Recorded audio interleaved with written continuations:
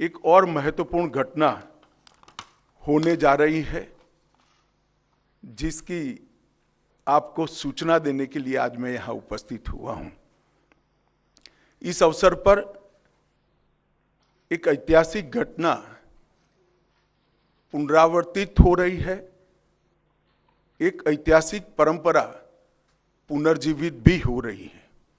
अभी स्क्रीन पर आप एक सुंदर वस्तु को देख रहे हैं, राजसी लगती है वस्तु। इसके पीछे युगों से जुड़ी हुई एक परंपरा छिपी है। इसको तमिल में सेंगोल कहा जाता है और इस शब्द का अर्थ संपदा से संपन्न और ऐतिहासिक है। आज मैं आप सभी को इसको साझा करने के लिए यहाँ पर उपस्थित हुआ हूँ। यह एक हमारी बहुत पुरानी सभ्यता से जुड़ी हुई प्रथा है, जिसकी गहरी जड़ें देश की परंपराओं में समाहित है।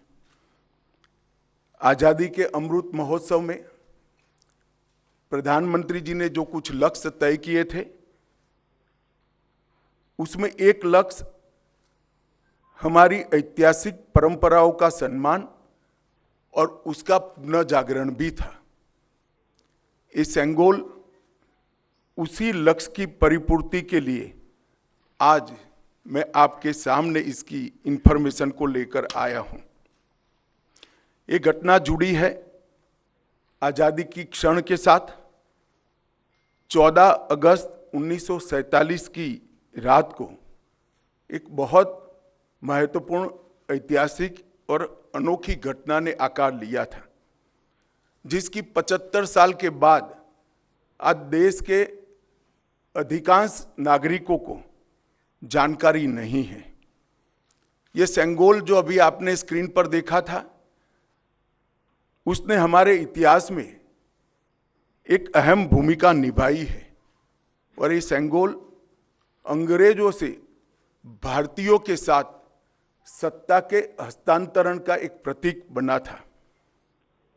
इस घटना के ऐतिहासिक महत्व को जानने के बाद आप सभी को आश्चर्य होगा कि इतने सालों तक ये हमारे सामने क्यों नहीं आई।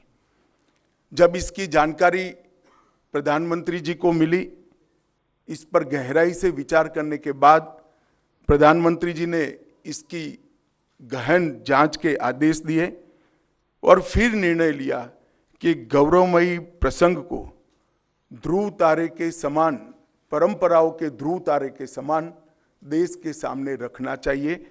इसीलिए हमारे नए संसद भवन के लोकार्पण के दिन को चुना गया। अब मैं थोड़ा इस घटना के बाद में आपको बताऊंगा। 14 अगस्त 1947 की रात को लगभग 10:45 पर पंडित जवाहरलाल जी के ने विशेष रूप से तमिलनाडु से आए हुए अधिनम से सेंगोल को स्वीकार किया था।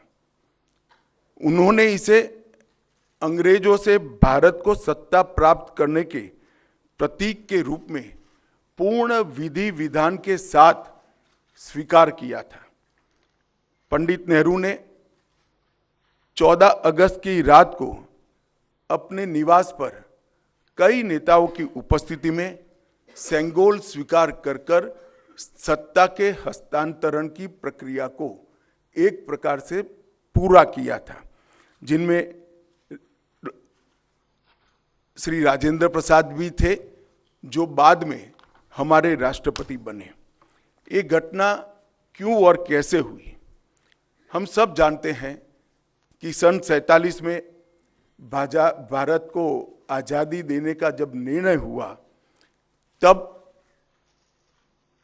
लॉर्ड माउंटबेटन को ये प्रक्रिया को निर्विघ्न समाप्त करने के लिए भारत के वाइसरॉय बनाकर भेजा गया।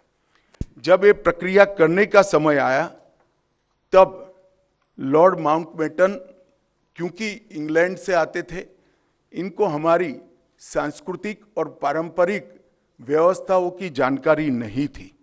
उन्होंने पंडित जवाहरलाल नेहरू जी को ये प्रश्न किया कि ब्रिटिश से भारतीयों के हाथ में सत्ता का हस्तांतरण के प्रतीक के रूप में कौन सा विशिष्ट परंपरागत समारोह का आयोजन किया जाना चाहिए। पंडित जी भी कंफ्यूज थे। उन्होंने थोड़ा समय मांगा और कहा कि मैं साथियों से चर्चा कर आपको इसके बारे में जानकारी दूंगा।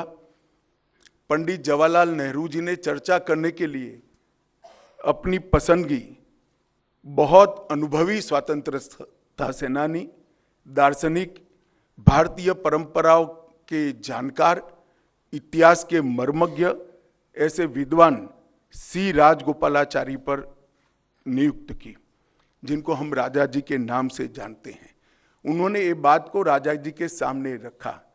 राजा जी ने अनेक पुराने ग्रंथों का अभ्यास कर, अनेक प्रक्रियाओं को स्टडी कर साम्राज्यों के समय में सत्ता के हस्तांतरण की प्रक्रिया का एक सटीक इतिहास रेखांकित कर इस सेंगोल की प्रक्रिया को चिन्हित किया और पंडित नेहरू को बताया कि हमारे यहाँ हमारी परंपरा में इस सेंगोल के माध्यम से सत्ता के हस्तांतरण की प्रक्रिया को अधिकृत किया गया है।